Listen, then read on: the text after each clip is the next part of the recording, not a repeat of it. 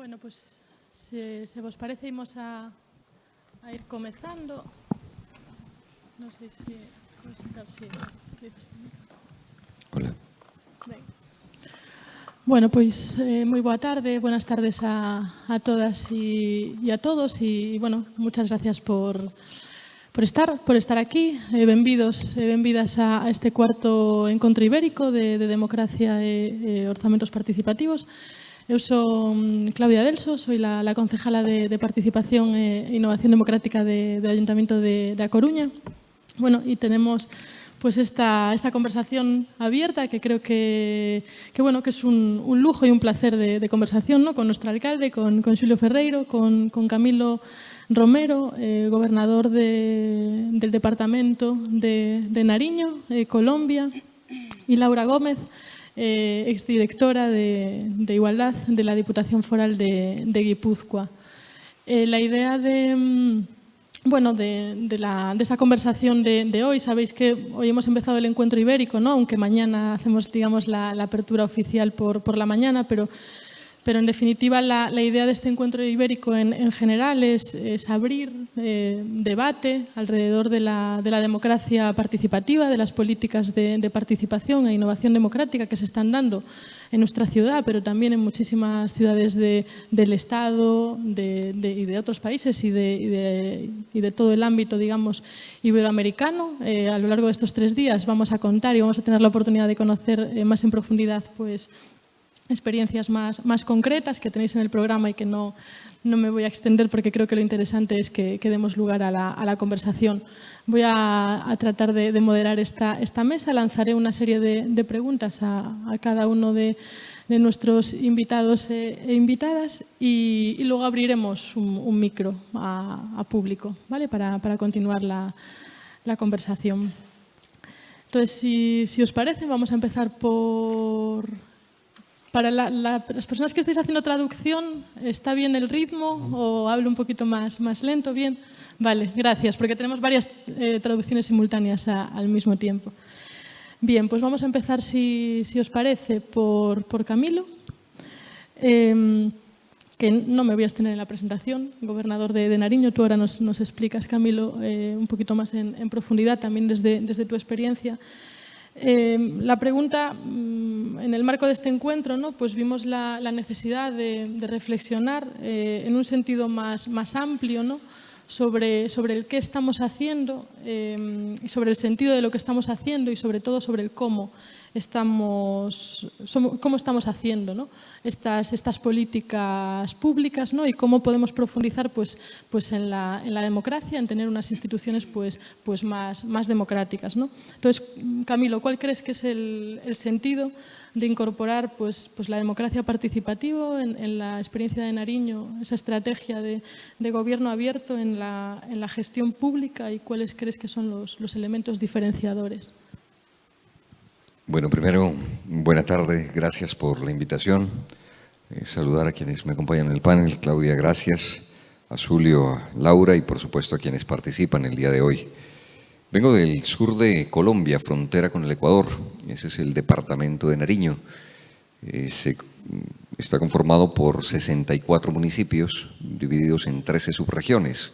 Un territorio muy diverso, un territorio en el que encuentra Pacífico, Andes y Amazonía en un solo territorio. En 7 horas puede pasar de la Amazonía, atravesar todos los Andes, las montañas más altas y llegar al Pacífico de nuestro país, con 3 patrimonios de la humanidad. Y digo esto porque me he propuesto hablar de Nariño desde lo positivo, porque desde lo negativo tal vez las noticias no lleguen hasta aquí. Es el lugar hoy más conflictivo de Colombia.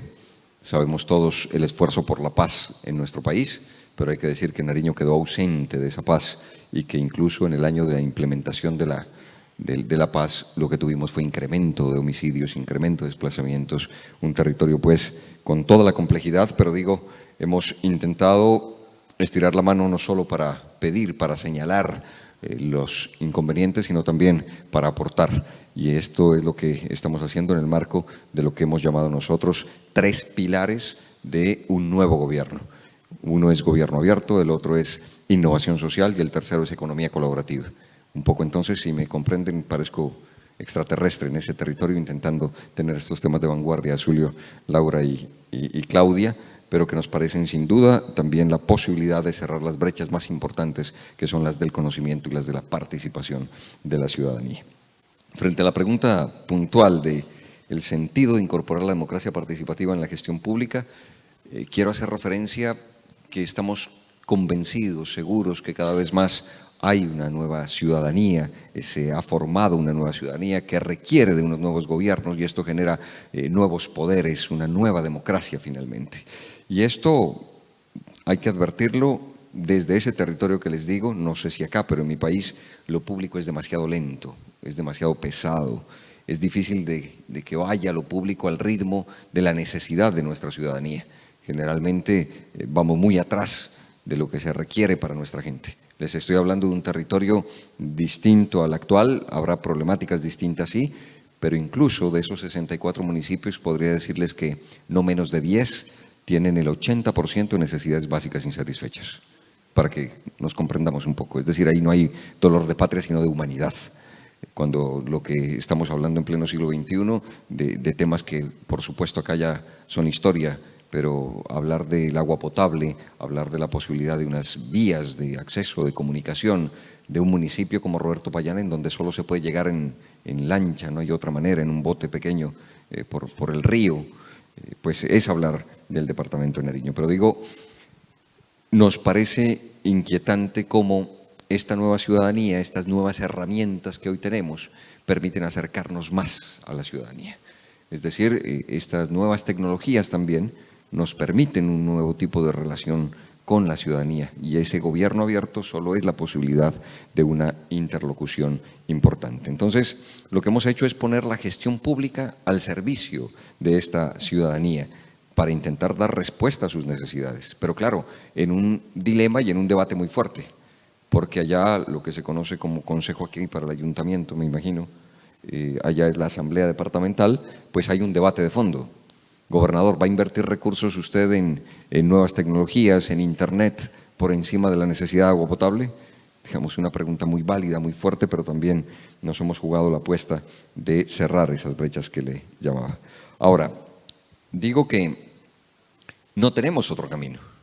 Finalmente estamos irrumpiendo en el escenario colombiano como el gobierno más participativo en la historia de nuestro país. Eso es en lo que estamos. Construimos el plan de desarrollo con la participación de más de 40.000 ciudadanos de esas 13 subregiones de los 64 municipios. Y ahora estamos en el ejercicio de presupuesto participativo más grande también en la historia de Colombia. Nos hemos propuesto que 100.000 ciudadanos participen y decidan directamente sobre unos recursos que la gobernación tiene para cada uno de los municipios, de acuerdo a una bolsa de recursos que se llama el Sistema General de Regalías. La gobernación propone unos proyectos y va a cada uno de los municipios y es la ciudadanía la que decide por encima de la voluntad del gobernador o del alcalde qué proyectos de esos son los que le dejamos de acuerdo al monto de dinero que tengamos para cada municipio distribuido de manera equitativa por cantidad de ciudadanos y necesidades básicas insatisfechas. Esa es la manera, pues, como hemos nosotros dispuesto este gobierno abierto hacia la ciudadanía para empezar a acercar, aclarando algo básico que me parece importante. Un gobierno abierto no lo es solo por decirlo, sino que debe cumplir algunas reglas del juego y también decirlo que no está basado en la tecnología, sino que es la posibilidad de la cercanía de la ciudadanía y el gobierno. Entonces, creo que el sentido de incorporar la democracia participativa a la gestión pública incluso se nos sale de las manos, por fortuna. La ciudadanía, la sociedad va a un ritmo mucho más rápido que lo que la institucionalidad, nuestra democracia van en el tiempo. Así es que hemos logrado, diría yo, decir que hoy lo que se requiere cada vez más son gobiernos abiertos que no sean un club de privilegiados, de iluminados, alejados de la ciudadanía, tomando las mejores decisiones de acuerdo a su saber y parecer, sino que ahora la dimensión de lo público se adquiere realmente cuando somos capaces de vincular a la ciudadanía. Entonces creo que no solo es que tengamos un sentido de incorporar la democracia participativa a la gestión pública, sino que es menester ya que comprendamos ese nuevo momento, ese nuevo tiempo, esa nueva ciudadanía que requiere esos nuevos gobiernos para poner la gestión pública al servicio de quienes deben tener el protagonismo, que son los ciudadanos.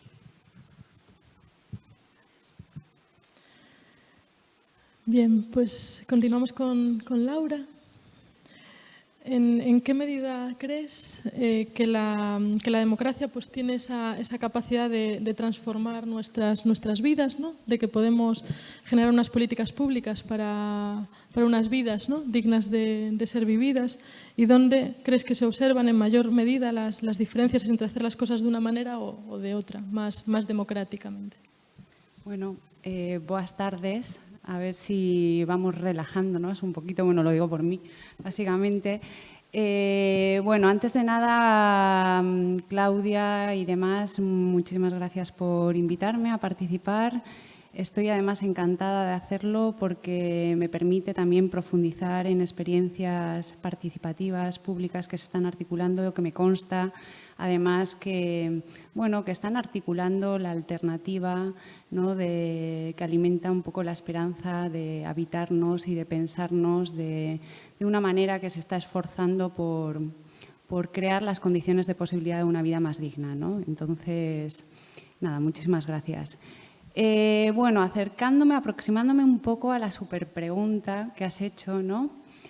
Yo diría a priori que los dispositivos participativos que se articulan, no podemos decir literalmente que tengan la capacidad de transformar nuestras vidas. Yo creo que lo que podemos decir es que pueden crear mejores condiciones de posibilidad para mejorar nuestras vidas, en lo inmediato y en el futuro, en la medida en que también pues, amplían la posibilidad de que más gente participe de alguna manera en la toma de decisiones o que tenga más gente la capacidad de influir públicamente en distintos ámbitos de gestión de nuestras vidas, ¿no? Y en ese sentido creo que tenemos que pensar así, los dispositivos participativos como que pueden crear la posibilidad de transformar nuestras vidas.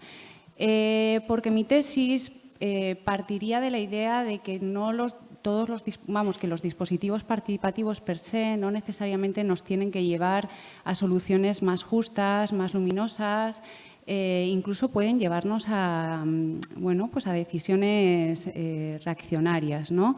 Y más en un sentido común, en un marco de valores que se guía pues, por el individualismo posesivo, por el cálculo egoísta y que día sí, día no vemos cómo se agita constantemente esta pelea del penúltimo con el último, ¿no? Y yo creo que ahí podemos recordar también algunos referéndums que han ido articulándose, ¿no? En los últimos años en gobiernos xenófobos de Europa del Este o incluso en resultados de referéndums muy cuestionables, ¿no? Como en el Reino Unido en el Brexit o incluso, por ejemplo, lo que pasó, ¿no? Con el proceso de paz, con el referéndum del proceso de paz de Colombia, como lo recordabas, ¿no? Entonces, yo ahí me haría a lo mejor la pregunta de cuáles son algunos de los elementos que tendríamos que podrían crear las condiciones para que los dispositivos participativos que se articulan desde las instituciones, en concreto desde las instituciones como contrapeso a la democracia representativa, en un momento dado puedan ser palancas de transformación social. Yo ahí diría que hay varios elementos que podríamos tener en cuenta. Ahora os voy a mirar así, es que estoy como muy girada, entonces... Yo os plantearía que tendríamos que tener en cuenta varios elementos. Por una parte, estos pueden ser algunos, puede haber más, ¿no? Uno puede ser la capacidad que tenga el dispositivo participativo para incluir a la diversidad de voces, ¿no? Y perfiles de la ciudadanía. Otro puede ser también la calidad del proceso deliberativo que asegura el dispositivo participativo.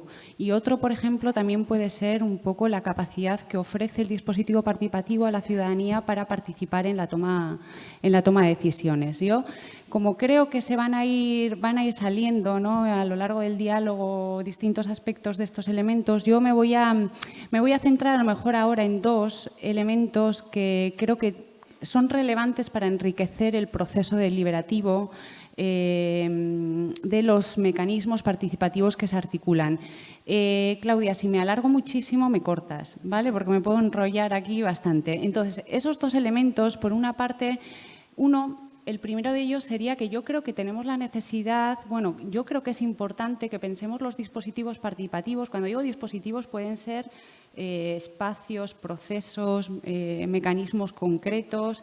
Yo creo que tenemos que pensar en esos dispositivos como medios al servicio de visibilizar y ponernos a discutir sobre, de alguna manera, el conflicto que está explicando el modelo social que se está configurando en la actualidad y que está teniendo consecuencias dramáticas para la mayoría social y para las mujeres en particular, ¿no? Digamos que lo que se trataría de alguna manera que los dispositivos participativos se contextualicen de manera situada en el momento histórico y en el momento y en el territorio en el que se van a articular, ¿no?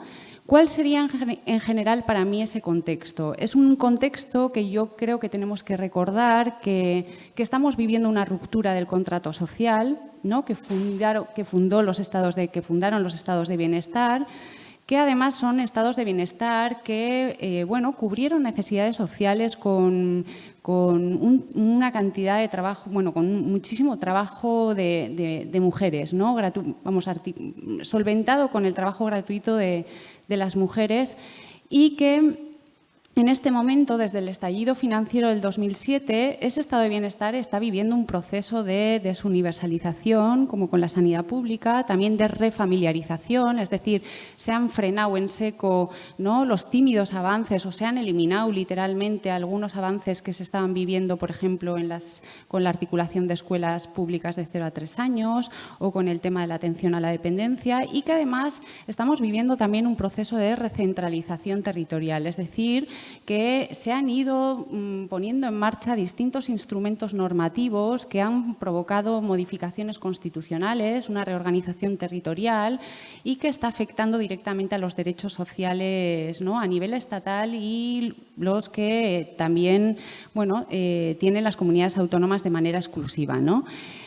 Yo creo que lo que estamos viviendo básicamente es una intensificación del conflicto capital-vida, es decir, entre la lógica de acumulación de capital y el sostenimiento de la vida misma, cuyas bases materiales de sostenimiento son el cuerpo de las mujeres y la corteza terrestre, tal y como afirman las economistas feministas, ¿no? Yo creo que si de alguna manera la estrategia del sistema pasa por invisibilizar el conflicto capital-vida para dejarlo fuera de la discusión política y para hacer legítimo socialmente un sistema que amenaza la vida misma, en sí misma, yo creo que lo que tenemos que hacer precisamente es visibilizar ese conflicto y ponernos a enfrentarlo colectivamente, ¿no? Y yo creo que para eso los dispositivos participativos también están. En segundo lugar, yo creo que desde esta perspectiva los mecanismos participativos tienen que ser herramientas pedagógicas que permitan emerger una conciencia crítica y que tienen capacidad, ¿no?, porque tenemos capacidad la gente, de hacer que las instituciones públicas puedan escorar el conflicto capital-vida en un sentido u otro, haciendo distintas políticas públicas. No es lo mismo hacer políticas públicas redistributivas o de reconocimiento igual que no hacerlas, ¿no? No es lo mismo articular una política fiscal progresiva que atienda las dimensiones de género o no hacerlo. Entonces, un dispositivo participativo, en la medida en que hace emerger esa conciencia crítica y enfrentar los conflictos y visibilizar los conflictos que tenemos, yo creo que pueden servir para eso, ¿no? Y porque, tenemos que tener en cuenta que en este marco que yo estaba retratando, diagnosticando, lo que estamos viendo es que las instituciones se están retirando de la garantía o de la responsabilidad de garantizar la protección social, y que estamos viviendo un proceso de cambio absoluto de las funciones de los estados de bienestar o de las instituciones públicas tal y como las hemos conocido. Están disminuyendo su capacidad financiera, su capacidad de regulación social, pero al mismo tiempo están fortaleciendo su capacidad punitiva y su capacidad para proteger a las empresas privadas como si fueran intereses públicos y demás, ¿no? Digamos que estamos viviendo un momento que, como diría Boaventura de Sousa Santos, vivimos en democracias de baja intensidad, ¿no?, formalmente democráticas, pero socialmente fascistas. Entonces, ya para terminar un poco, ¿no?, en resumen, en este contexto, para mí, los dispositivos participativos tienen que ser entendidos entendidos como instrumentos políticos que tienen que asumir una posición en la disputa de los distintos modelos sociales que están en juego, ¿no? Y en la medida que se haga eso, creo que pueden ser palancas de transformación social.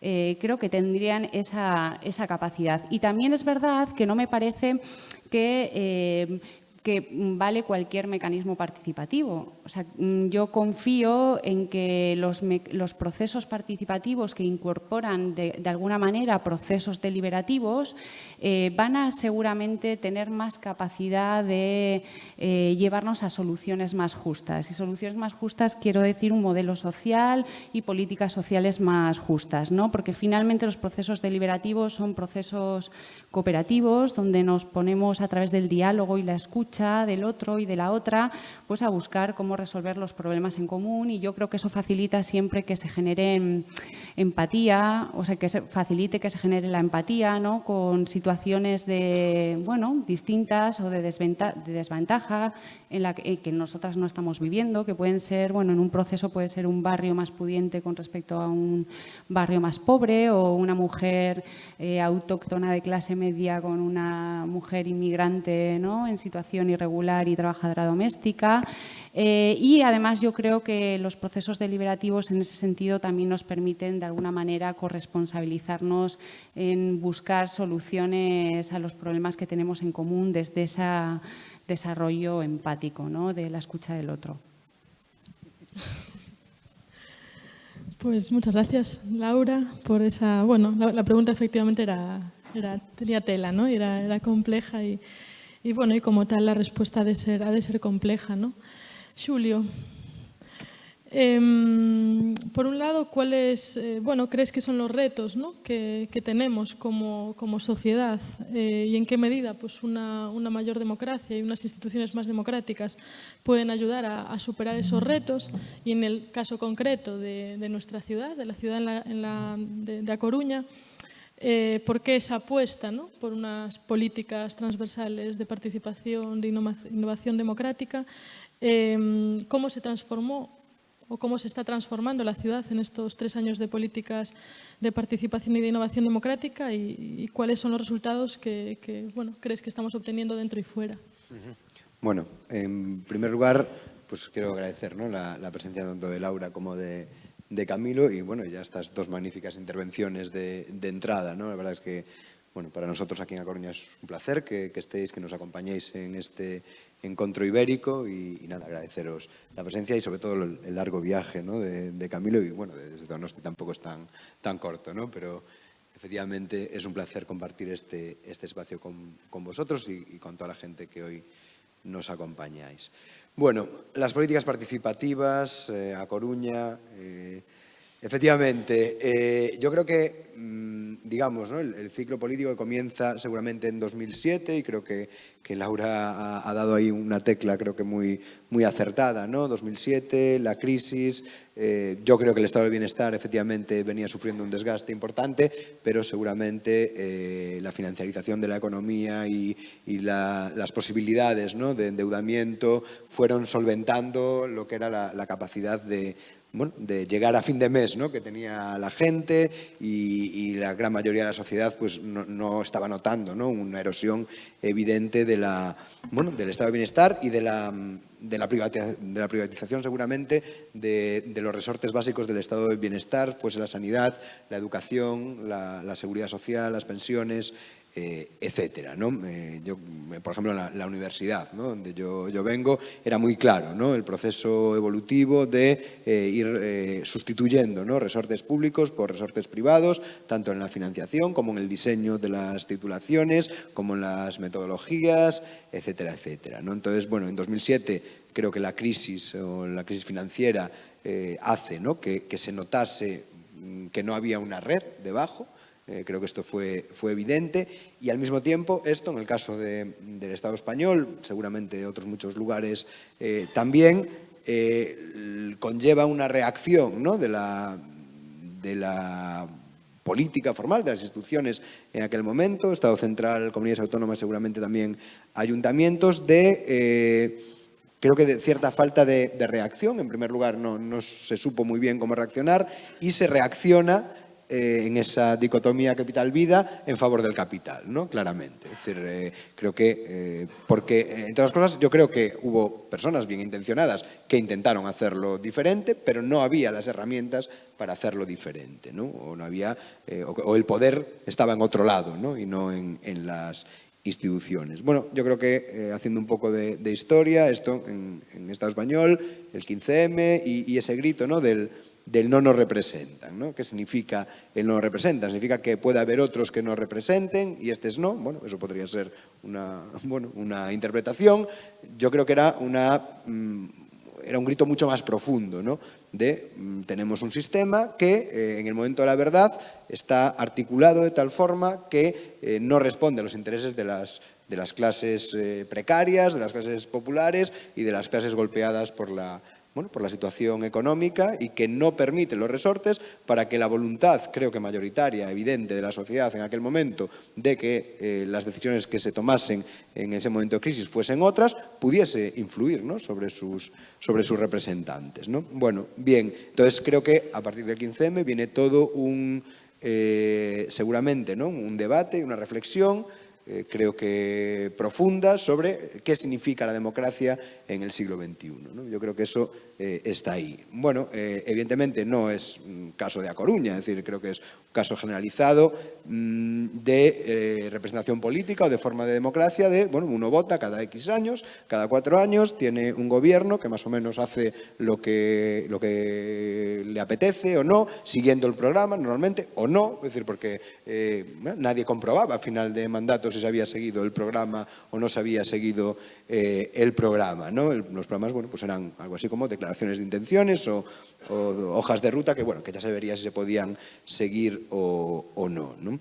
Y, por otro lado, la relación, ¿no? Entre gobernantes y gobernados se da en un contexto de falta de canales directos de comunicación, creo, y en el mejor de los casos, dejando esa intermediación de la relación en manos de entidades de tipo asociativo, ¿no? Que, pues efectivamente han cumplido tradicionalmente, sobre todo a nivel ciudad, a nivel barrio, ¿no? Un papel importantísimo, que están llamadas a seguir cumpliendo, evidentemente, pero que, dejaba fuera de esa interlocución directa, creo que a mucha gente, ¿no? Bueno, yo creo que también esto, desde un punto de vista más seguramente estructural, también entra en juego la crisis del modelo social y del modelo, digamos, de sociedad, ¿no? Esto que Bauman llama, ¿no? La transición de la modernidad sólida a la modernidad líquida, ¿no? Es decir, estamos en un contexto diferente, el individualismo, la pérdida, ¿no? de importancia de los instrumentos clásicos de la modernidad, sea el sindicato, el partido político, la nación como entidad omnicomprensiva. Todo esto entra en crisis, ¿no? Entre finales del siglo XX y principios del siglo XXI, y creo que lo que tenemos creo que no es necesario añorar el pasado, básicamente por una razón, creo que el pasado raramente vuelve. Lo que tenemos es que intentar que los principios, ¿no? que inspiraban nuestra acción en el pasado sean los principios que inspiren nuestra labor en el futuro, pero encontrar los dispositivos adecuados a esa nueva realidad, ¿no? Una realidad que unos podrían decir más desestructurada, más insolidaria, más individualista. En realidad yo no creo que sea nada de esto, sino que es diferente y se articula de forma diferente y se articula en red y se articula de forma horizontal y se articula seguramente sin esas pretensiones de totalidad, ¿no? de la modernidad y pues con ese cierto carácter líquido, ¿no? que diría, repito, Bauman, ¿no? Y ahí creo que viene la necesidad de complejizar la democracia. Es decir, hay esa petición de ese grito, ¿no? del 15M, creo que tiene que ver con queremos intervenir y queremos intervenir dentro de nuestras posibilidades. Es decir, tiene que haber diferentes escalas de intervención, ¿no? Votar cada 4 años es una, no queremos perderla, evidentemente, yo desde luego no quiero perderla, creo que nadie quiere. Hay gente que ni siquiera la utiliza, bien, muy legítimo también. A partir de ahí tiene que haber diversas formas de poder intervenir, adecuadas también a diferentes ritmos de vida y necesidades, ¿no? Creo que ese es otro gran reto de las políticas participativas o de las políticas de la democracia compleja, vamos a decir, ¿no? Encontrar los niveles de participación adecuados a cada persona, ¿no? Y cada persona, dentro de diferencias evidentes de género, de capacidad económica, de compromiso individual o colectivo, de tiempo, ¿no? A dedicar o circunstancias laborales, etcétera, tiene que encontrar su vía de participación y de comunicación directa con el poder. Y esa es la otra pata que creo que hay que tener en cuenta, que es la dación de cuentas, ¿no? Es decir, creo que ese grito también tenía que ver con, o sea, es que después hacéis lo que os da la gana, ¿no? Nosotros votamos, hacéis lo que os da la gana y tampoco nos dais explicaciones de por qué habéis hecho esto y no otra cosa, ¿no? O no se dan forma suficiente o no encuentro los canales para pedirla más que llegar 4 años después y votar a otro, ¿no? Esa es un poco la circunstancia. Bueno, creo que por lo tanto el reto es ir encontrando poco a poco esas diferentes formas de complejizar la democracia y de encontrar diferentes niveles de participación. ¿Cómo lo hemos hecho en A Coruña? Bueno, pues también con un proceso de error y prueba, como se hace todo, ¿no? Intentando ver qué dispositivos teníamos a nuestro alcance normativamente, qué dispositivos pensábamos que era posible crear o implementar o importar incluso, o sea, no pasa nada por decirlo, y a partir de ahí ir viendo cómo podíamos desarrollar estos. Creo que uno fue abrir el espacio normalmente cerrado, ¿no? Del salón de plenos, que cerrado digo porque solo estamos los representantes y los representados no, bueno, dejar esa oportunidad de que vengan ciudadanos a ese escaño ciudadano abierto, claro, con todos los problemas que tiene, no encontrar el encaje exactamente reglamentario y que pues el ciudadano tenga que venir a las 10 de la noche a hablar, con lo cual pues tampoco incentiva mucho la participación, eso es evidente, pero bueno, es una vía que se abre, hay meses que viene alguien, meses que no, se utiliza a veces correctamente, a veces no. Creo que en general sí, correctamente, pero bueno, da esa voz, ¿no? Esa oportunidad de alguien sentarse en el mismo sitio donde está su representado y tener pues, el mismo tiempo que tiene el representante y tener el mismo tiempo para hablar, para introducir un tema en agenda, que igual no es un tema del que se ha hablado en todo el pleno. Bueno, pues esta semana nosotros hablamos de muchísimas cosas, pero llegaron 2 personas que hablaron de otras diferentes, ¿no? Pues un señor que habló de las pintadas, que no habíamos hablado en toda la noche de las pintadas por la ciudad, porque también cada uno, pues efectivamente, tiene sus preocupaciones y tiene que introducirlas en el pleno. En cuanto a dación de cuentas, ¿no? Creo que ahí este instrumento del DJOT, que es esa reunión que una vez al mes el gobierno municipal hace directamente con los vecinos, ¿no? Vamos una vez cada mes a un barrio diferente, solo hemos repetido uno, ¿no? Me parece, en San Diego, y bueno, pues ahí hay, digamos, el contacto directo sin intermediarios, ¿no? El gobierno se sienta, pues como estamos nosotros aquí, al mismo nivel, intentamos no usar un estrado elevado para poder estar al mismo nivel, y uno se pone allí y responde a lo que le preguntan, ¿no? Y eso es muy exigente para el gobierno municipal, es muy exigente, pero al mismo tiempo creo que uno le permite explicar las cosas, ¿no? Directamente, recoger también demandas, porque evidentemente hay también las agendas muchas veces que tenemos los representantes no son exactamente las mismas agendas de los representados, con lo cual ahí también creo que hay un intercambio, ¿no? Y al mismo tiempo, pues intentar explicar las cosas. Pues mira, esto se hace por esto o no se hace por esto otro, o simplemente pues recogemos esto que usted nos dice e intentaremos arreglarlo, ¿no? Y después creo que la capacidad de poder intervenir en los debates públicos, ¿no? Creo que eso es fundamental, ¿no? Entonces, que las grandes decisiones de ciudad se tomen de forma participada o incluir, ¿no?, la participación dentro de cada uno de las grandes decisiones de la ciudad, creo que es fundamental.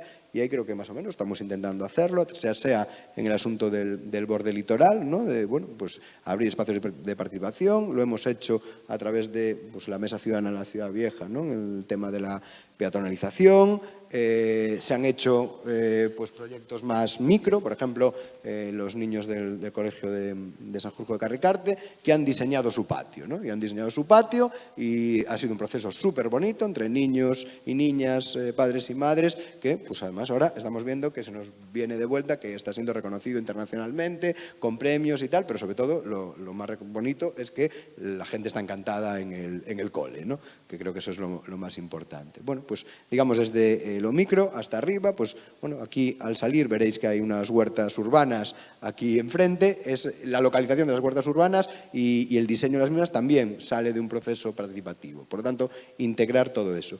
Y finalmente, bueno, un poco para lo que estamos aquí estos días, que son los presupuestos participativos, que tampoco hay que reconocer, que también es una herramienta que tiene sus límites, o por lo menos que hay que ir incorporando poco a poco. Hombre, yo creo que en 3 años, ¿no?, hemos pegado un subidón importante. Este año creo que, ¿no?, hasta en más de 900 propuestas. Supone, pues Claudia lo sabe mejor que yo, pero un 30 y pico % más que el año pasado. Y la participación en cuanto a personas que han participado, pues se ha triplicado, ¿no?, prácticamente este año. Con lo cual creo que también son procesos que necesitan ir madurando, ¿no? Y eso, voy a ir acabando porque yo, ves que también me enrollo, Laura, creo que es algo que tienen, ¿no?, este tipo de políticas participativas que efectivamente hay que ir cociéndolas a fuego lento. Es decir, los 250.000 habitantes de la ciudad de Coruña no van a participar el primer día en los procesos participativos o en los presupuestos participativos, pero sí hay que ir creando esa dinámica que no es incompatible con otras que haya que ir haciendo. Y en cuanto a la agenda que se incluye, yo es que creo que si uno mira las propuestas de los procesos participativos y de los presupuestos participativos, por un lado, efectivamente, hay las típicas demandas de infraestructura, de barrio, pues esta calle la quiero más ancha, o quiero, pero al final es que uno coge los objetivos del milenio, ¿no?, los objetivos de desarrollo de las Naciones Unidas y las preocupaciones que se traslucen en las solicitudes de los presupuestos participativos, y es que son muy parecidas. Y es que estamos hablando de desarrollo sostenible, estamos hablando de ciudades más vivibles, ¿no?, a través de la movilidad sostenible, la bicicleta, las soluciones basadas en la naturaleza, la lucha, evidentemente, contra la desigualdad. Quizás es la parte, ¿no?, más difícil de introducir en los presupuestos participativos, pero sí que está en otros instrumentos. Bueno, yo creo que se han dado pasos, ¿no?, evidentemente, en estos 3 años. Seguramente quedan muchísimos por dar, pero bueno, creo que vamos en la buena dirección. Gracias, Julio. Hay dificultades, ¿no?, en ese ejercicio de prueba-error, ¿no?, pero creo que hay un reto fundamental que tiene que ver con la inclusión, ¿no?, cómo incluimos, digamos, la diversidad y la igualdad cuando hablamos de participación en los asuntos públicos, ¿no? Y a quién dejamos atrás. O sea, en la participación, efectivamente, tenemos la intencionalidad de que participe todo el mundo, pero también somos conscientes de que no todo el mundo participa, ¿no? Y por otro lado tenemos el mandato de gobernar obedeciendo, ¿no? Y eso, pues cómo se lleva a cabo y sobre todo, y esta es una pregunta que os lanzo a los tres, ¿no? Y en el caso concreto de Nariño creo que es interesante que nos compartas, Camilo, pues qué tipo de asuntos, ¿no?, estáis tratando pues dentro de esta estrategia y dentro de estos mecanismos de participación que tenéis en el departamento, quién participa, ¿no?, y cómo se generan esos procesos y sobre todo cómo abordáis también esta cuestión de la inclusión y de la diversidad. Bueno, primero habría que explicar un poco de las dos intervenciones, unas inquietudes que surgen. ¿Cómo es posible que en Colombia haya ganado el no al proceso de paz con las FARC después de décadas de guerra, de conflicto, de muertos, de sangre? Y la segunda, decía Julio, algo clave: el pasado rara vez vuelve. Pues no solo la mayoría de los colombianos votó no en el octubre del 2016, sino que ha votado al candidato de Uribe, ahora hace menos de un mes. Es decir, el pasado vuelve. En el caso de Colombia, en Colombia cualquier cosa pasa y hasta esto nos pasa. Yo tengo prohibido hablar de política en mi país y me doy un chance cuando estoy fuera. Entonces, Bueno, digamos, es entender lo complejo de nuestro país. La paz nunca fue prioridad en los colombianos. Cuando le preguntaban a los colombianos cuál es la prioridad que ustedes tienen, la paz ocupaba después del 5º puesto. Nunca fue un tema de interés. Claro, de esos colombianos y colombianas que cada vez más viven en las ciudades grandes, urbanas, ya establecidas, en contraste con esa otra Colombia, la Colombia profunda, la Colombia compleja, que sin duda alguna ahora es minoría. Es decir, quienes sufren la guerra están en esos lugares del país que jamás van a poder ser más del 50% para lograr ganar, pues, y decir, esta democracia nuestra, ¿cómo es que nos impone que digamos no a la paz con las FARC cuando las grandes mayorías no sufren el rigor de la guerra con las FARC? Pero era esa dualidad, ese contraste. Nariño, de donde vengo, que ha tenido durante años el conflicto armado, vota sí en más del 65%. Es decir, nosotros tenemos el conflicto, estamos diciendo paren ese conflicto, pero esto no es lo mismo que Medellín o Cali o Bogotá, que no sienten ese rigor y digamos, es el dilema de unos ven la guerra por televisión y otros la padecen y la sufren en carne propia. Entonces yo creo que es esa un intento de explicación de por qué Colombia dijo no a ese referendo por la paz y en la misma línea de tendrán que explicarnos al mundo como lo he hecho yo hoy, porque lo del Brexit y porque nos pasan estas cosas. Pero finalmente creo que ese es el reto de la democracia. El reto de la democracia es que no está blindada, es que no solo son los buenos propósitos, no solo está con decir vamos a buscar la paz y ahí está la inmensa mayoría del pueblo diciendo sí a la paz. Ahora, tengo que limitar también y decir, se trató de una pregunta concreta, sí o no a la paz con las FARC, a esa paz. No podemos decir que el pueblo colombiano se opone a la paz, está o no de acuerdo con esta paz. Y bueno, ahí también cabe la responsabilidad inmensa de lo que significó las FARC en nuestro país. Y básicamente es que no lograron una caracterización. ¿Esto qué significa? Es que al pueblo colombiano le podían decir las FARC eran capaces de X, Y o Z situación y el pueblo colombiano dice sí, está bien. Para ponerlo en términos concretos, en un ejemplo dibujado, si dicen que robaron en la tienda de la esquina de nuestra vecina y son las FARC, pues el pueblo colombiano dice son las FARC. En México, si te dicen los zapatistas atracaron a la señora de la esquina, robaron a la señora de la esquina, el pueblo mexicano dice no, porque hay una caracterización y esa caracterización se perdió. Yo creo que las FARC no perdieron la guerra, perdieron lo peor, la política. Y entonces allí hay también una explicación del sentimiento de los colombianos frente a lo que significan las FARC en la historia de nuestro país.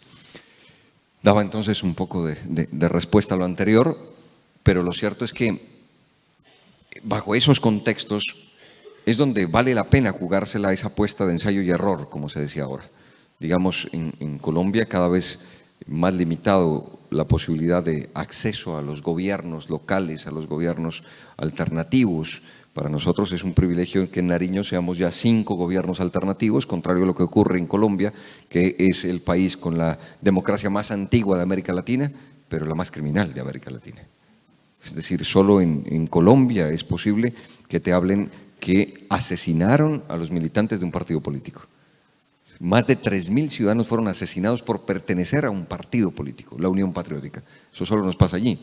Es decir, tenemos los títulos de la democracia más antigua de América Latina, que sería muy bueno, muy positivo, pero tenemos esta realidad tan fuerte y tan potente que todavía hoy tenemos conflicto armado con el Ejército de Liberación Nacional, otra agrupación guerrillera. Ya se terminó el conflicto con las FARC, que pues al peso de la historia era un paso trascendente, pero que el país no acompaña, muy poco entusiasmo, muy pecho frío, digamos, no había el fervor de todo esto. Pero ¿a qué le apostamos con la paz quienes estamos dentro de una política distinta, dentro de una política alternativa? Es a quitar el fantasma de las FARC. Es que no todo puede ser culpa de las FARC. Es que en Colombia lo que pase si se cae un árbol o si llueve como llovió en La Coruña hace pocos días era culpa de las FARC. Es decir, todo era culpa de las FARC. ¿Qué nos pasa ahora en esta democracia nuestra? Que hemos quitado el fantasma y que ahora tendrán que responder quienes han gobernado este país. Y ahora será una bonita oportunidad para la democracia y para los ciudadanos en Colombia. A eso le apostamos, quienes creemos en una política distinta. Es a quitar ese fantasma y ahora decir, bueno, no todo es culpa de las FARC. Ahora vamos como ciudadanos a que nos den una rendición de cuentas quienes han gobernado. Ya no están las FARC, ¿ahora qué viene? Y bueno, creo que esa es la apuesta superior de quienes desde lo alternativo le apostamos a la paz para intentar ¿qué? Que sean escuchadas otras voces, que cese el ruido de los fusiles para mirar otros problemas que son los de fondo en nuestro país. Y finalmente es el problema de la corrupción en Colombia, es el problema de quienes han gobernado este país durante tantos años sin dar respuesta efectiva a las necesidades de nuestra ciudadanía. Es finalmente decirle chao a las FARC para que se abran los caminos de una política alternativa. Porque finalmente cuando existían las FARC, cualquier intento de cambio también era ligado a las FARC. Es decir, quieres cambiar a los que estás también del lado de quienes quieren cambiar este país a tiros. Digamos, era una relación casi directa. Queremos algo distinto y ahí están las FARC buscando, entre comillas, lo distinto desde la violencia.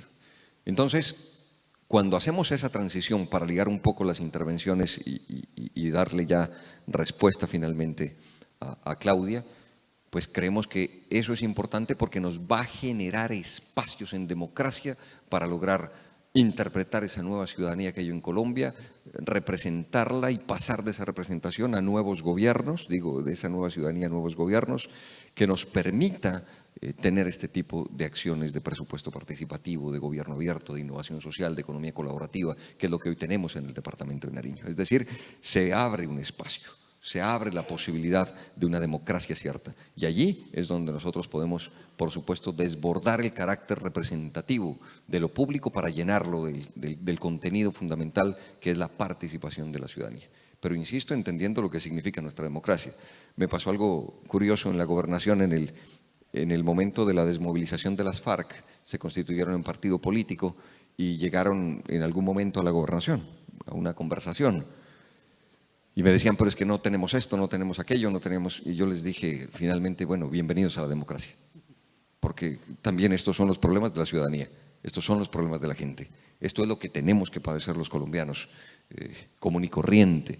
Pero sí es importante es tener la posibilidad de acceso y de irrumpir en las instituciones, pasando de la democracia representativa a esa democracia participativa. En nuestro caso, del departamento de Nariño, es la posibilidad de llegar a cada rincón de ese departamento tan diverso, con afros, con indígenas, con campesinos, con población diversa, y llevar por primera vez a todo el gabinete departamental. Es decir, que un ciudadano, les mencioné ya a Roberto Payán para tomar un ejemplo, tiene que transportarse en lancha hasta Barbacoas, media hora, y de Barbacoas hasta Pasto unas 10 horas, ahora estamos mejorando la vía, pero digamos un ciudadano para que pueda llegar a la gobernación de ese lugar tendrá que tener 15 horas que fueron las que sumados tuve yo en un vuelo para llegar a La Coruña, pero él está allí en el departamento de Nariño.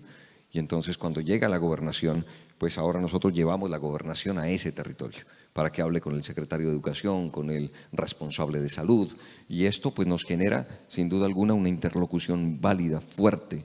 Y termino con una anécdota, porque cuando sacas al gobierno del escritorio y lo llevas al territorio es cuando tienes de primera mano, sientes la piel del ciudadano con sus necesidades. En algún punto del departamento, viajamos mucho, me encontré a 100 cocaleros, porque vale la pena aquí otra caracterización fuerte en nuestro departamento. Es el territorio con más cultivos de uso ilícito en el mundo. Claro, en las cifras es una cosa, pero cuando vas recorriendo el departamento y entonces te esperan 100 personas y te dicen, bueno, gobernador, bájese y conversemos cómo es esto ahora de la decisión del gobierno nacional de erradicar o de sustituir cultivos, bájese y conversamos. Nuestra posición es clara, por supuesto, no a la fumigación, somos un gobierno verde, defendemos la vida y ahora el gobierno ha cambiado en estos últimos 20 días que le quedan de decisión. Había dicho no a la fumigación y ahora ha dicho hace una semana vamos a fumigar. Y entonces ya estamos ante ese riesgo nuevamente. Pero les digo lo que significa ya el gobierno en el territorio. Un señor allí, entre los cocaleros, de unos 65 años de edad, me dice: gobernador, tengo una inquietud, una pregunta. Ya sé que a mí me van a erradicar los cultivos de uso ilícito. Ha llegado y aquí está la fuerza pública. Lo podíamos ver en el terreno donde estábamos. Y solo para que se imaginen la idea de un ciudadano en pleno siglo XXI carente de institucionalidad y de democracia, que es capaz de preguntarle a la primera autoridad del departamento lo siguiente. Imagínense su estructura mental, es lo que quiero oír de fondo. Me dice: gobernador, yo solo le pregunto lo siguiente: los señores que vienen a erradicarnos, además de erradicarnos, ¿tienen derecho a dañarnos el laboratorio? Claro, un ciudadano carente de la discusión global, de la presencia de la institucionalidad del Estado. Por primera vez había visto el Estado y lo que iba a hacer era erradicarle su planta de coca para dejarlo sin comida. Y a renglón seguido decía: o sea, me van a quitar la planta y además me van a dañar el laboratorio donde la procesaba. Y lo decía a una, digamos, a una persona que representaba la institucionalidad.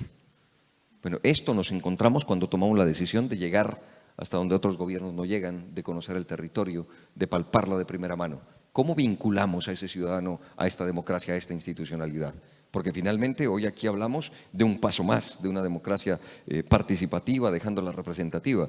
En Colombia todavía estamos en ese dilema de cómo logramos desde la institucionalidad, desde la democracia, derrotar la criminalidad y la delincuencia, que utiliza, por supuesto, a los ciudadanos de carne y hueso, como este señor, que no es el gran narcotraficante, que sobrevive de los cultivos de uso ilícito, y allí pues hay un debate de fondo de cómo finalmente la democracia es la que nos debe dar la respuesta, con todos sus problemas, sus inconvenientes. Finalmente es que la democracia no es un blindaje. Alguien me decía: bueno, pero ¿cómo blindamos? No hay posibilidad, no hay manera. Ahí está, fluida nuestra democracia, a lo Bauman, pues líquida, para que seamos capaces de interpretar mejor a nuestra ciudadanía y a nuestros pueblos.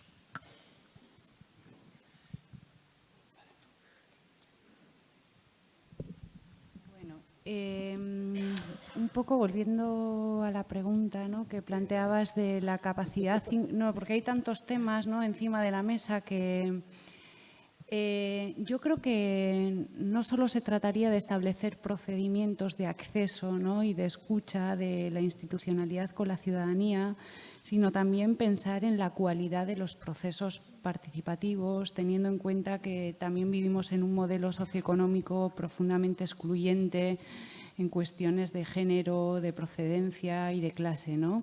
Y que eso finalmente también va a hacer que haya personas que estén más excluidas de los procesos que articulemos que otras, ¿no? O que sea más difícil llegar a ellas o vincularlas con los procesos que articulamos. Entonces, yo ahí me fijaría como así por lanzar cosas, ¿no?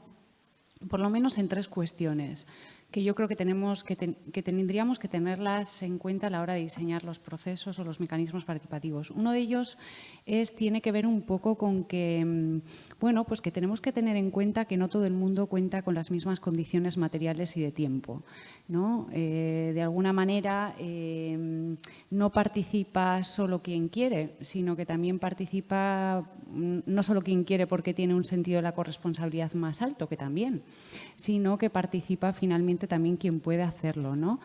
Entonces, yo creo que si la institución no quiere siempre representar las voces de las personas que no están, ¿no?, empleadas domésticas, trabajadoras sexuales, migrantes indocumentadas, ¿no?, o sin documentación, yo creo que tiene que hacer un esfuerzo por crear las condiciones materiales y de tiempo que permitan, especialmente en este caso a las mujeres, poder tener más posibilidades de elección si participar o no. Porque en este momento yo creo que hay personas que no tienen ni siquiera la posibilidad de elección porque están en la supervivencia. Entonces, digamos que a lo mejor hay que pensar también cuando pensamos en los límites de los, porque tú lo mencionabas antes, Julio, ¿no? De, bueno, hemos descubierto que los procesos participativos, el presupuesto participativo también tiene sus límites. Bueno, pues estos son límites reales, constantes, y por tanto no podemos pensar en una democracia participativa amplia sin pensar el modelo social y la institucionalidad en su conjunto. Hay que pensar en paquetes de medidas, hay que pensar en las reducciones de jornadas, hay que pensar en los permisos de maternidad y maternidad intransferibles. Bueno, digamos que tendríamos que pensar de una manera amplia, más allá de que luego en nuestra administración local podamos hacer unas cosas u otras, ¿no? Eso en primer lugar. Luego, en segundo lugar, yo creo que también nuestros propios procesos tendrían que tener en cuenta formas, bueno, mecanismos o ideas, ser creativas a la hora también de pensar cómo vamos a asegurar que haya una interacción igual entre las personas que participan. No todo el mundo tiene el mismo nivel educativo, no todo el mundo tiene la misma edad, ¿no? Las mujeres, por ejemplo, en concreto, tienen más problemas para ocupar el espacio público por su propia socialización, ¿no? Excluida del espacio público. Todas esas cuestiones hay que tenerlas en cuenta para garantizar que las voces que es más difícil que se escuchen de la forma clásica, ¿no? Como se ha articulado lo público, de alguna manera estén. Y luego, en tercer lugar, yo creo que también, yo diría que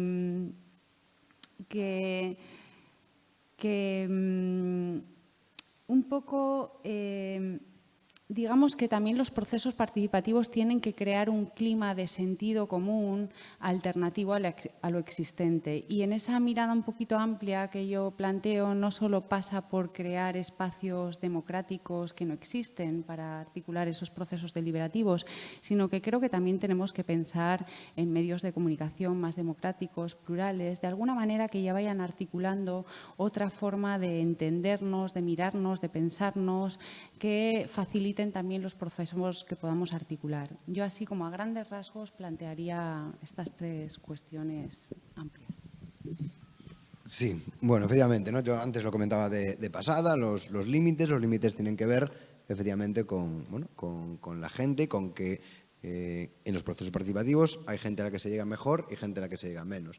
Efectivamente, la brecha digital creo que es el primer problema básico, y ahí evidentemente lo que tenemos es que pensar cómo hacemos para llegar a toda esa gente que no está alfabetizada digitalmente, aunque cada vez haya menos, aunque también efectivamente incidamos en cambiar esas condiciones. Es decir, bueno, pues al mismo tiempo que pensamos cómo podemos llegar a los que no están alfabetizados digitalmente, estamos trabajando en alfabetizar digitalmente sobre todo a las personas de una cierta edad, a través de los centros cívicos, a través de otros mecanismos, ¿no? Creo que eso es importante, ¿no? Efectivamente, tú también lo decías, Laura, creo que amoldarse a las diferentes condiciones de vida, ¿no? Los tiempos creo que son fundamentales, ¿no? Ya no todos estamos trabajando a la misma hora, evidentemente no todos trabajamos el mismo tiempo, sobre todo todas.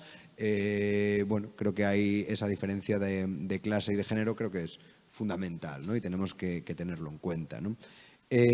Cuando uno abre espacios de participación, los perfiles siempre son bastante parecidos, ¿no? Si abre un centro cívico por las mañanas y convoca, ¿no?, a través del centro cívico, aparece la gente mayor, básicamente, que pues tiene tiempo y va y participa, ¿no?, aunque sea con su boli y su papel y con la mediación que se pueda establecer. En los procesos digitales siempre tenemos otro perfil económico, educativo y evidentemente digital. Creo que habría, cuando se hacen experimentos de salir, ¿no?, de esos lugares típicos, creo que funcionan bien, ¿no? Lo que hemos hecho aquí de salir a los lugares de paseo del sábado y el domingo, ¿no? Es decir, eso ha funcionado súper bien, ¿no? En los presupuestos participativos, por ejemplo, ¿no? Que se ha salido, se pone el tenderete en la zona de paseo y la gente se acerca y se interesa por el proceso, ¿no? Creo que está bien.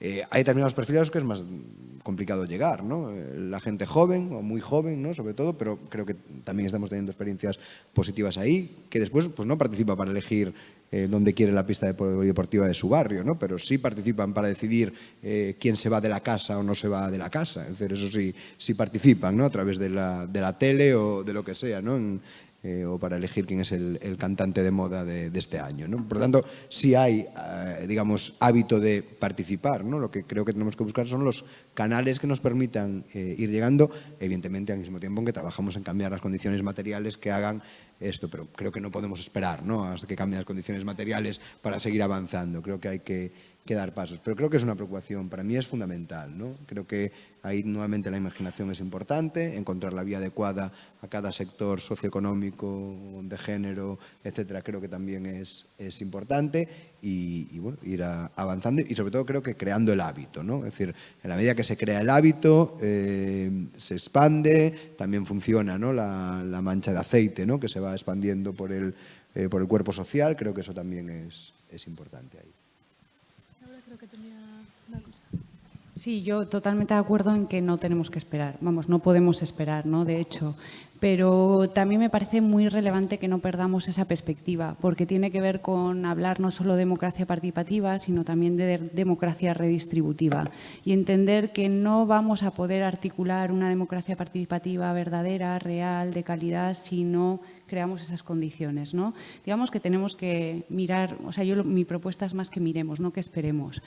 Y lo uno un poco con el tema de la experimentación, que lo habéis ido planteando antes, que yo creo que es así, ¿no? O sea, que uno de los retos que yo creo que tenemos es que tenemos que experimentar y que no tenemos un manual de instrucciones y que tenemos una caja de herramientas pues más o menos limitada desde la izquierda, ¿no? O sea, que es así un poco.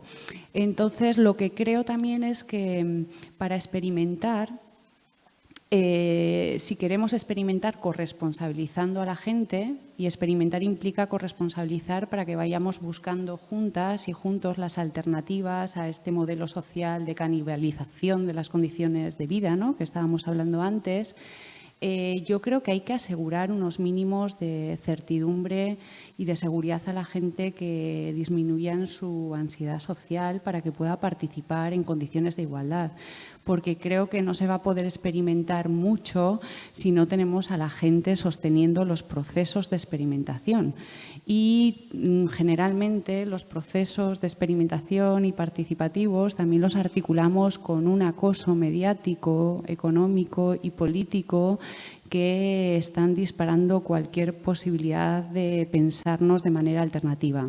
Entonces, yo también creo que esas cosas hay que, bueno, pensarlas en esos términos porque podemos experimentar, pero como no estemos preparados para sostener con la gente esos procesos de experimentación, vamos, perdemos las elecciones seguro. Y lo digo con conocimiento de causa. Bien, habría más preguntas, pero creo que son las 8 menos cuarto. Creo que es importante no perder la voz que tenemos ahí, aquí enfrente. Con lo cual, si podemos levantar luces y creo que tenemos una compañera que nos ayuda con el micro. Sí.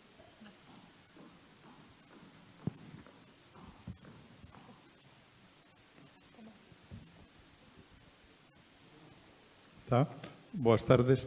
Vou falar en castelán. Principalmente para la compañera de Guipúzcoa.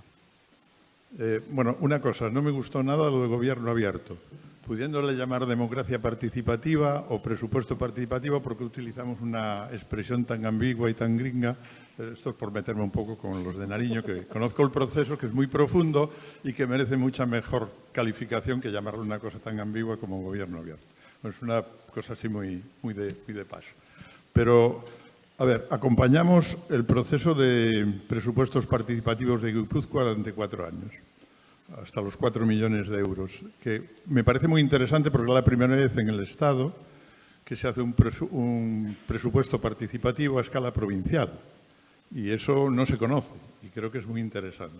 Entonces, me gustaría mucho que pudieras hacer un poco de balance de cómo funcionó, eran las comarcas rurales, etcétera, pero cómo en zonas más profundas, no en Donostia, cómo funcionó y qué balance hacéis de ello, por un lado. Y por otro lado, ya que te has empeñado en concienciarnos de que Cristina Carrasco y Amaya Pérez Orozco tienen razón, cosa que compartimos, quisiera contar una cosa muy concreta de perspectiva de género en presupuestos participativos. La experiencia de Sevilla 2003-2007, ¿qué fue? Sentarnos con la plataforma 8 de marzo y decirle, oye, ¿queréis ser el grupo motor feminista que se vaya a todas las asambleas? Sí.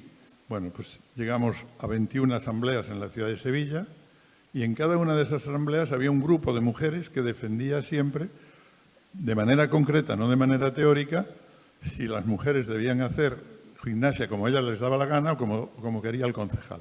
Por cierto, ganaron las mujeres y se hizo el programa de género, digamos, para gimnasia en Sevilla, etcétera, etcétera. Quiero decir que creo que la izquierda sí tenemos instrumentos y herramientas concretas de las que aprender para hacer políticas feministas en concreto y aterrizadas, igual que el carril bici, igual que otras muchas cosas. Pero me gustaría que hicieran un balance de lo de Guipúzcoa. Hola, contesto ya, ¿no? Tomás, eres Tomás, ¿no? Yo es que no era la responsable del proyecto de presupuestos participativos, como sabes, era Arantxa Ruiz de Larrinaga, la directora de participación, y nosotras acompañamos un poquito ese proceso, ¿no? Pero bueno, en ese proceso estaba CIMAS acompañando, ¿no? Como asesoría, y había más entidades. Y bueno, nosotras teníamos, digamos, que dentro de la Dirección de Igualdad nuestra propia agenda feminista, bueno, de políticas de igualdad, y los presupuestos de alguna manera los acompañamos, pero es verdad que bastante lateralmente, digamos. Entonces yo puedo hacer una valoración, pero va a ser una valoración un poco aquí, así como un poco rigurosa, Tomás, me parece, ¿no? O sea, porque, vamos, yo no creo que tenga el conocimiento de causa y de estudio del proceso para… Seguramente tú tienes más claves, ¿no? En todo caso, yo sí tengo una impresión, que no sé si la compartes, que es que creo que se priorizó más el alcance del proceso que la calidad del propio proceso. Es verdad que fue una apuesta muy audaz, ¿no? Y bueno, pues es verdad que era la primera experiencia a nivel territorial, pero yo creo que en el camino se fueron generando también, como bueno, lo que sucede en estos procesos, bueno, complejidades que tenían que ver con la organización también de intereses particulares a nivel local y que necesitan su tiempo para, ¿no? Para poder ser abordados de una manera que su resolución sea un poco luminosa, ¿no? Yo creo que esa sensación tengo por una parte. Digamos que se priorizó más el alcance que limitar el alcance de la experiencia a todo el territorio, ¿no? Elegir algunas comarcas y ahí profundizar y experimentar. Tengo esa sensación y, de hecho, en su momento, bueno, pues lo hablé con Arantxa. Y luego la otra que se me… Bueno, yo creo que tampoco… Tenía otra idea, pero creo que tampoco… se habían creado tengo la sensación también que no se habían creado las condiciones internamente dentro de la propia administración, la propia política de participación no había creado esas condiciones administrativas y con personal técnico que de alguna manera estuviera capacitado para resolver adecuadamente un poco las propuestas, ¿no? Que venían articulándose desde los territorios y desde los pueblos. Digamos que en ese sentido la política de igualdad tenía un recorrido mayor, tenía sus propias estructuras administrativas, pero la de participación es verdad que era una política con un desarrollo nuevo, amplio, y yo tengo también la sensación de que bueno, que hubo muchas dificultades en resolver con cierta solvencia las propuestas que se hacían por ese motivo, ¿no? Y luego… en cuanto, yo no he querido decir que no tengamos que no tengamos instrumentos o herramientas, yo creo que las tenemos, pero que son limitadas, o sea, que tampoco tenemos experiencias exitosas de gobiernos institucionales como para tirar en demasía. Otra cosa es que haya instrumentos que se hayan articulado desde los propios movimientos sociales, la sociedad civil organizada, el movimiento feminista, pero su aplicación en la administración pública, desde luego en políticas de igualdad, me parece que vamos, todavía tenemos mucho que aprender. De hecho, yo creo que en este momento, a mí una de las cosas que me parece más interesante también de algunos gobiernos municipales conformados por los nuevos sujetos políticos, ¿no? Como en Marea o Barcelona Común y demás, es que creo que, por ejemplo, en la agenda de igualdad se están incorporando cuestiones que tienen que ver con la redistribución de la riqueza, con el reparto de todos los trabajos, la democratización de los cuidados, que hasta ahora ha estado ausente absolutamente de la agenda de igualdad, que se ha centrado más en cuestiones de cambio de valores y de empoderamiento y en cuestiones de reconocimiento igual.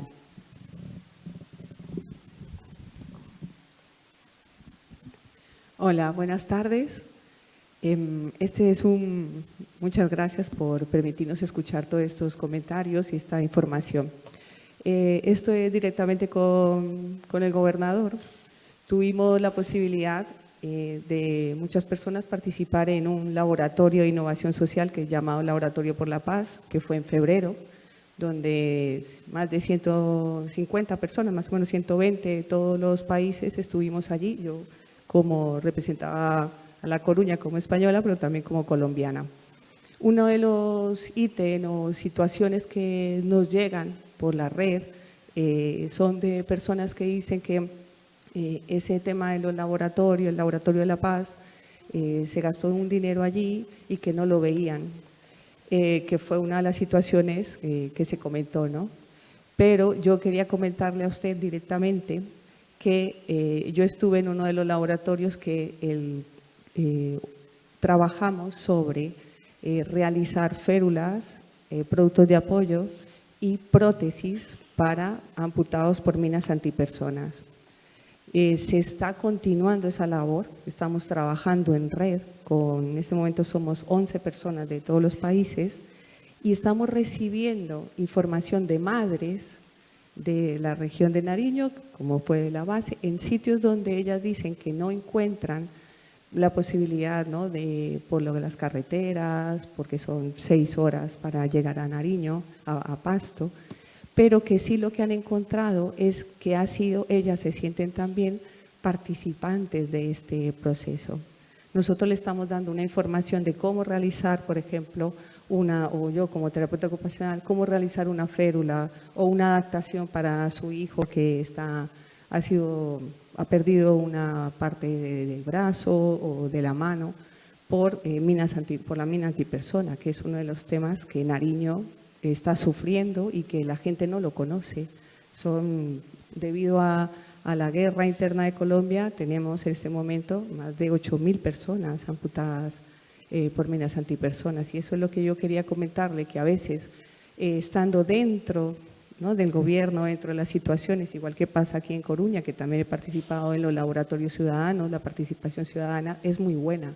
A veces ustedes se encuentran en los sitios dentro y pueden recibir miles de informaciones positivas o negativas, pero nosotros como ciudadanos cuando participamos vemos que siempre hay algo bueno. Y este ejemplo es eso. Recibimos el grupo que estamos realizando esas prótesis, información de gente de Nariño que a lo mejor no le había llegado la información de las prótesis o de las ayudas técnicas o productos de apoyo o férulas, y estamos recibiendo, y ellas, mujeres, se han empoderado, madres que saben que pueden ayudarse entre sí y se están uniendo para hacer, no la prótesis, no llegamos a hacer las prótesis, pero sí se le está asesorando de cómo hacer adaptaciones, cómo poder utilizar el muñón de ese niño para sus actividades de la vida diaria. Y de igual manera aquí cuando trabajamos y participamos en el laboratorio de aquí de La Coruña, pudo haber, como siempre, quejas o bueno o malo, pero también de ahí surgió una participación que tenemos de apoyo para nosotros mismos los ciudadanos. Con lo cual yo lo que quería comentarles es que de una u otra manera, cuando ustedes están ahí inmersos, que es lógico dentro de esta situación, ¿no?, en el cargo en que tienen, a veces encontrar personas que les decimos, mire, a nivel ciudadano sí lo estamos haciendo, sí estamos haciendo y estamos utilizando los medios que ustedes dan. Y en este caso, pues a Camilo se lo quería decir, hay veces que pueden estar inmersos, pero hay esas madres que se están empoderando, que a lo mejor no tienen nada. Ellos dicen que no tienen ahora el agua potable, pues por una situación. En Tumaco nos han llegado de pedirnos cómo se hacen las férulas o las adaptaciones para su esposo que ha perdido los 2 brazos por por las minas y cómo hacerlo. Entonces, aunque en ese momento, en febrero, a lo mejor hubo unas personas quejas, otras bien, otras mal, de ahí ha surgido algo bueno y es que estamos trabajando en red para dar de una u otra manera apoyo y solución. Y la mujer mucho más se ha empoderado para poder ser fuerte y son ellas las que están de una u otra manera agilizando esa labor para que sus esposos, sus hijos puedan realizar lo mejor posible sus actividades de la vida diaria. Entonces quería dejarlo constancia en el sentido de cómo a veces podemos participar y puede seguir en red esa participación. Gracias. Bueno, de verdad, muchas gracias y yo creo que esto justifica todo. Algo que se hizo en febrero, que fue acoger en nuestro territorio 120 ciudadanos de 14 nacionalidades de Iberoamérica y todas pensando en un laboratorio ciudadano para el postconflicto. Ese fue el LAVIC por la paz. Y 10 proyectos allí concretos de beneficio para la ciudadanía del departamento de Nariño, pero estos participantes llegando al territorio, visitando las comunidades, haciendo un ejercicio de inmersión fuerte también allí y que den estos resultados y que sea la ciudadanía empoderada. Finalmente, ese concepto que no es mío de gobierno abierto, no voy a entrar en la discusión del concepto, pero sí que lo asumimos desde el criterio de transparencia, de participación, de rendición de cuentas y finalmente eso es en lo que estamos allí, pues da estos resultados. La liberación de datos, la posibilidad de que sean los ciudadanos que antes no tenían esos datos, el servidor público con los datos encerrado allí en su oficina, su mayor valor era la llave con la que cerraba los datos y eran solo suyos y ahora tener la posibilidad de entregarlos a la ciudadanía, así como de este tipo de experimentos, pues nos permite decir que este tipo de gobiernos también dan estos resultados. Liberamos datos, entregamos, abrimos la información o abrimos nuestras propias realidades para que sea la ciudadanía, los grupos de investigación, los grupos académicos quienes ayuden también a buscar las alternativas mejores. Frente a lo de gobierno abierto antes, entonces, digamos, existe no solo el término, sino la Alianza para el Gobierno Abierto en el mundo, la UGP, y por fortuna hemos logrado ganar la convocatoria que hicieron hace poco, tal vez 2 meses. Somos el único gobierno de América que logró eso, el País Vasco aquí, en España, y 3 gobiernos locales del mundo, hoy 20 gobiernos locales, y parte de mi visita hoy es también aprovechar un tiempo. He venido con la familia, por fortuna hoy el tiempo estuvo muy bueno aquí en La Coruña y vamos a estar el 16-17 de julio en el Encuentro de Gobiernos Abiertos del Mundo en Georgia, ex Unión Soviética, que ya, digamos, estamos avalados dentro de esas prácticas, más allá, insisto, del término, tienen que ver con las prácticas de lo que eso significa en materia de gobierno abierto. Yo también tengo como cierta prevención al término, pero bueno, es la que está y lo más importante es el contenido, que lo estamos cumpliendo desde el Departamento de Nariño. Pero gracias a este equipo de trabajo que me da esa grata noticia y saben que con nuestro Centro de Innovación Social de Nariño y con Paola, que está al frente, pues tenemos toda la disposición para ver cómo impulsamos este tipo de tareas de beneficio para nuestra gente.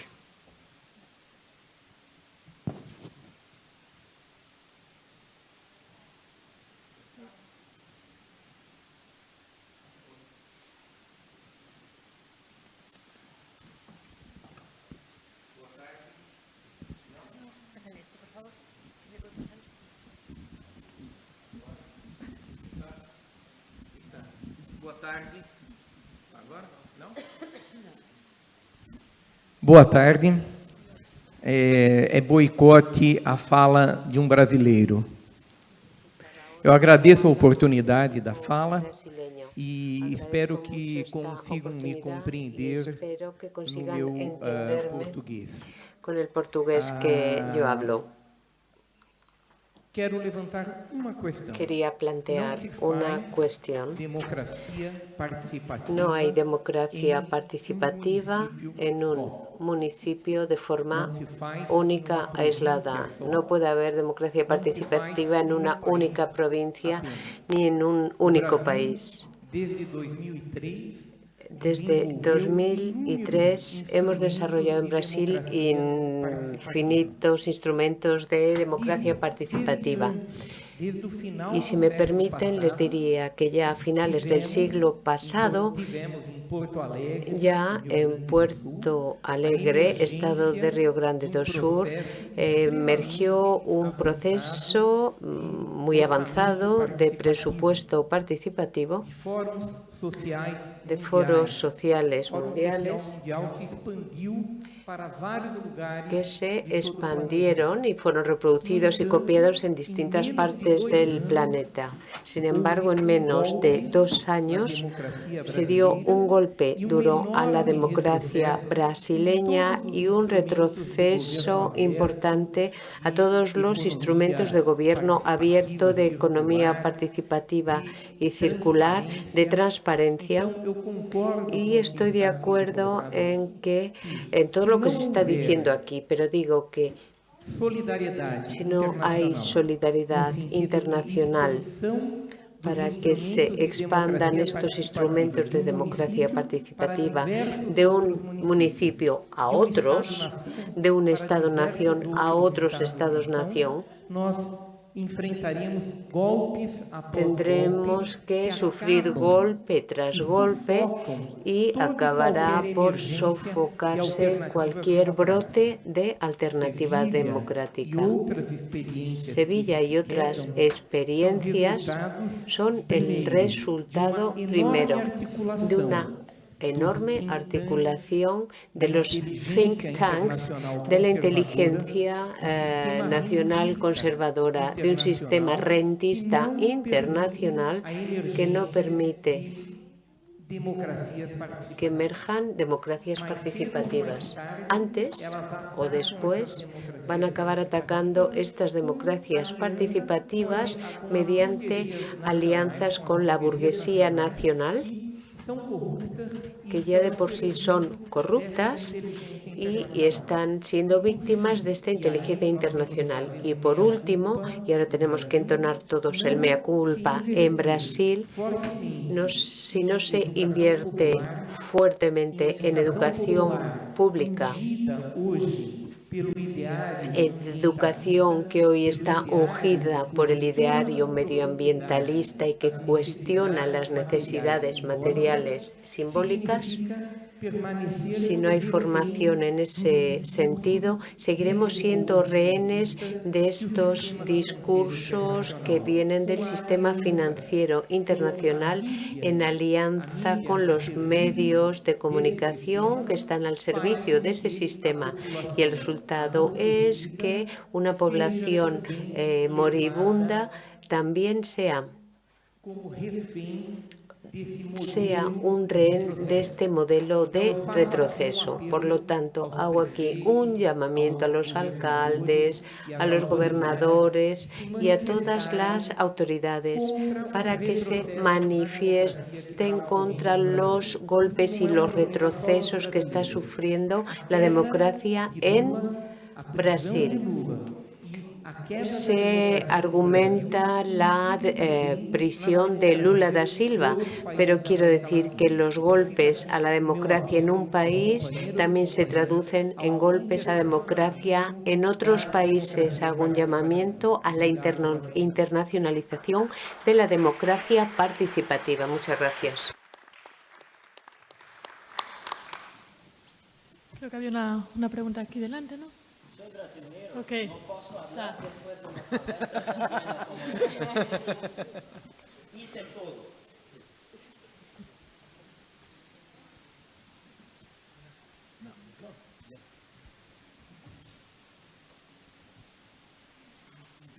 Tenemos una pregunta aquí en la segunda fila. Gracias. Hola.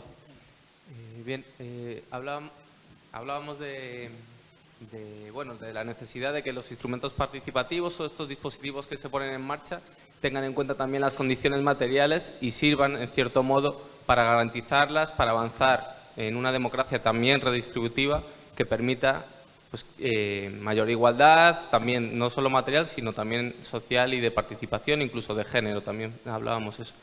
Me gustaría que hablaseis un poco, o si se puede hacer alguna reflexión, sobre la dialéctica que se genera desde el punto de vista de, a la hora de estar dentro de un gobierno y a la hora de apoyar con recursos, evidentemente recursos públicos, estas herramientas y estos dispositivos, siempre surgen desde distintas voces como las críticas de, bueno, estamos invirtiendo recursos en cosas que realmente no son necesarias, no resuelven problemas concretos de la gente, problemas materiales de la gente.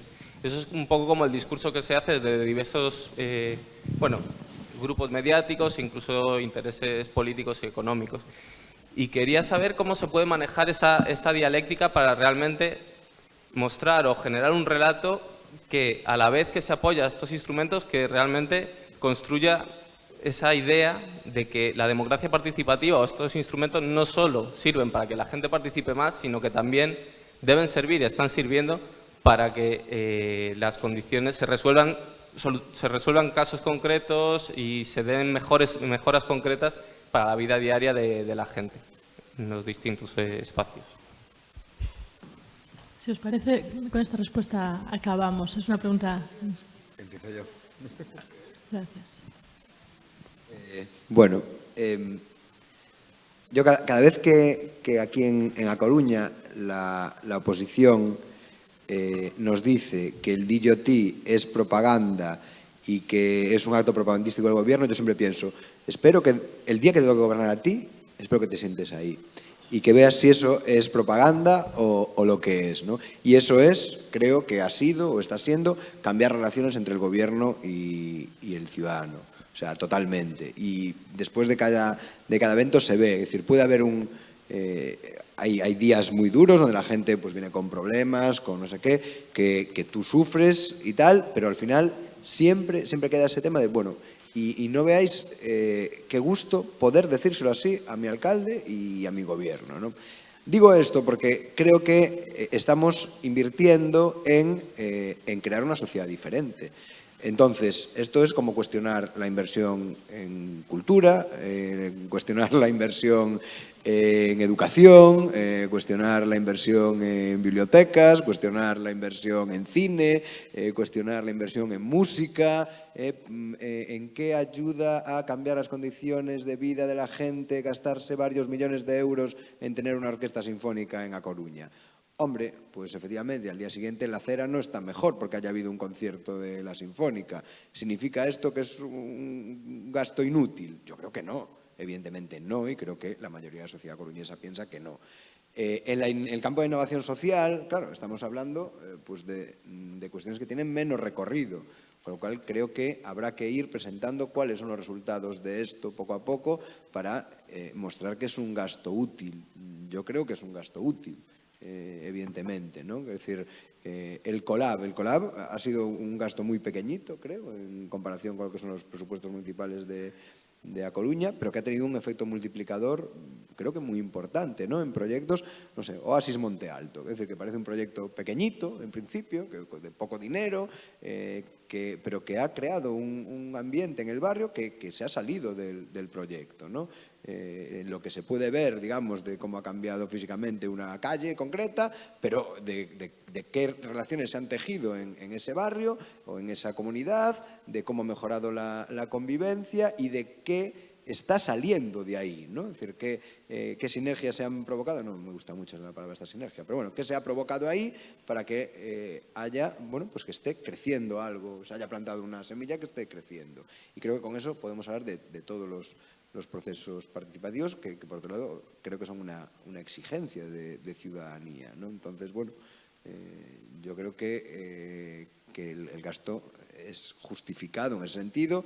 Creo que tenemos herramientas discursivas para defenderlo y creo además que los resultados poco a poco irán justificando esa inversión, que yo no creo que sea un gasto, creo que es una inversión en un modelo de comunidad diferente, ¿no? Una comunidad que se involucra en sus problemas, que detecta sus problemas, que propone resultados, que exige cuentas a los gobernantes. Creo que eso es fundamental, ¿no?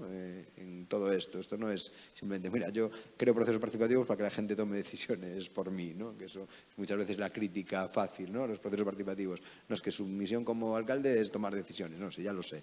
Pero aparte creo que tengo que hacerlo, primero, escuchando a la gente, cuáles son sus opiniones reales, permitir además que la gente se siente involucrada en la toma de decisiones, porque esas decisiones serán más irreversibles. Lo que el compañero nos venía a decir con el ejemplo de Brasil, que lo hemos estado hablando esta semana con respecto a otras cuestiones, ¿no? Es decir, cómo creamos irreversibilidad en los procesos. Creamos irreversibilidad en los procesos involucrando, por lo tanto, creando esa necesidad de que después pueda haber un giro político, lo que sea, pero que los ciudadanos no van a permitir o no ha permitido tan fácilmente, ¿no?, perder esos derechos. Evidentemente hemos perdido otros derechos, pero que no ha sido fácil para quien nos lo ha hecho y lo seguimos peleando, ¿no? Yo a lo mejor solo un elemento que antes se me ha olvidado también planteárselo a Tomás, otra sensación, ¿no?, de los procesos participativos, y que creo que antes Julio lo ha mencionado, que también la sensación de que en el proceso de presupuestos participativos digamos que no se abordaron las desigualdades, ¿no? Esto que decía yo al principio, que hay que diseñar los procesos participativos teniendo en cuenta un poco el contexto en el que estamos y cuáles son las necesidades sociales más urgentes, cuáles son las condiciones materiales del momento que de alguna manera hay que poner encima de la mesa para discutir y deliberar, ¿no? O sea, creo que también, bueno, con esto que decía de dar más prioridad al alcance que a la calidad del proceso, también por, bueno, la propia burocracia y tiempos, ¿no?, de la tramitación presupuestaria, que como sabemos, bueno, tiene sus tiempos, pero digamos que habría que, creo que, buscar la manera de que esos diagnósticos sobre las desigualdades existentes, sociales, de género y demás, de alguna manera formen parte de la discusión y la deliberación, ¿no? Eso por una parte. Y luego, por otra, que yo creo que, bueno, que de alguna manera hay distintos procesos, ¿no? Pero hay procesos que nacen de demandas históricas existentes y hay procesos que no nacen de demandas existentes, sino que se articulan en el proceso.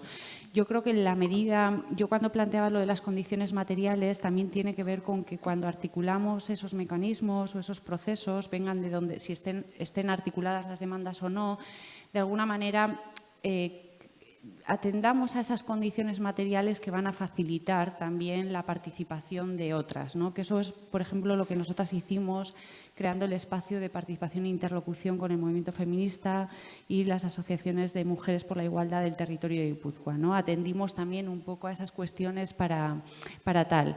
Y que yo creo que cuando en estos procesos se articula de alguna manera las voces de la gente y los intereses de la gente, creo que la oposición tiene serias limitaciones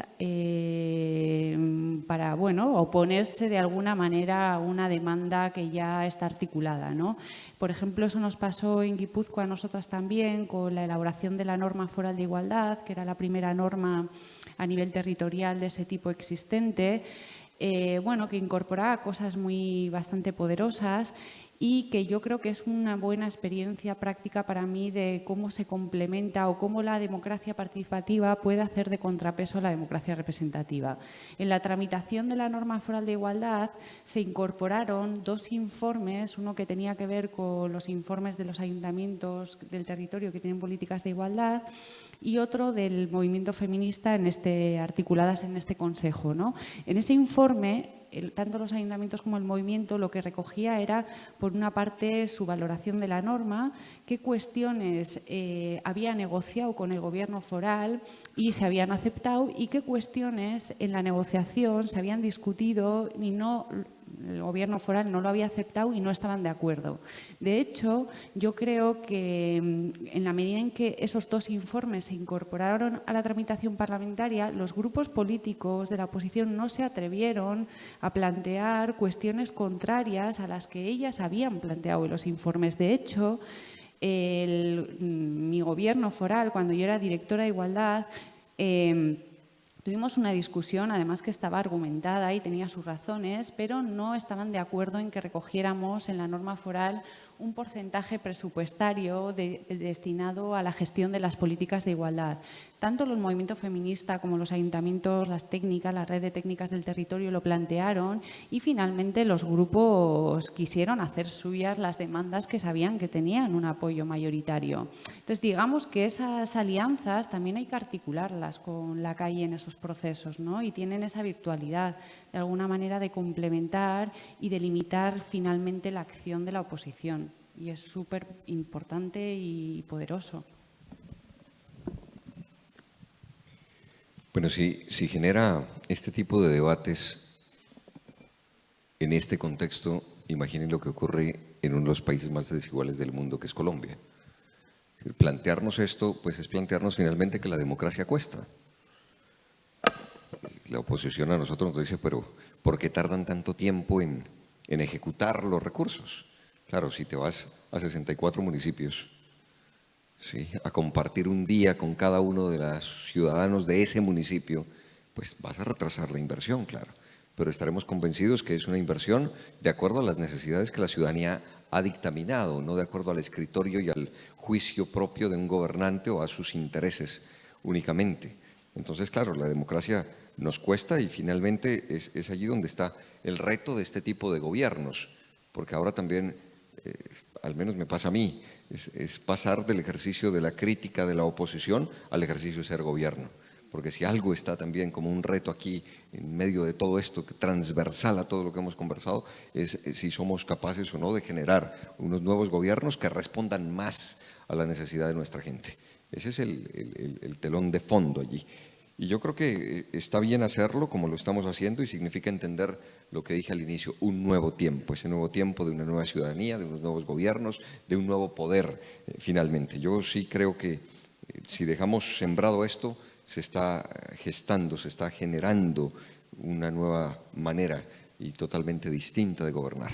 Yo lo que creo es que el reto fundamental estará entonces en cómo somos capaces de lograr que esto quede primero interiorizado en la normatividad, es decir, cómo somos capaces de pasar de la iniciativa, del ensayo de error, a unas políticas públicas que permitan que esto permanezca en el tiempo. Y dos, lo más importante, lo más interesante, cómo logramos vincular a la ciudadanía, que sea la ciudadanía la que logre finalmente abanderar, defender este tipo de nuevos gobiernos, que cuando venga otro gobierno, pues actúe de manera clara y diga, no, ya sabemos cómo se hace y vamos a defenderlo. Finalmente es lo que pasa en los retos de gobierno. No nos gusta mucho el término gobierno abierto, pero cuando llega Trump y quita el link de gobierno abierto de la página principal, digamos página web, uno entiende que cuando quita el link de español, pues bueno, son decisiones de gobierno y somos los ciudadanos ya del mundo los que sentimos directamente esto. Así es que el reto está en lograr dejar unas políticas públicas, pero en ser capaces de vincular a la ciudadanía y de darle sentido, alma, esencia, finalmente, a este ejercicio de nuevos gobiernos. Y quiero resaltar que esto solo es posible con voluntad política. Y esa voluntad política es la que, entiendo, hoy me trae hasta acá. Así es que gracias, Julio, y a ustedes. Pues muchísimas gracias. Creo que los retos están claros, están sobre la mesa y tenemos unos días por delante para compartirlos juntas y juntos. Gracias, Laura, gracias, Julio, gracias, Camilo, y gracias a todas y a todos vosotros. Nos vemos mañana a las 9:30 aquí mismo.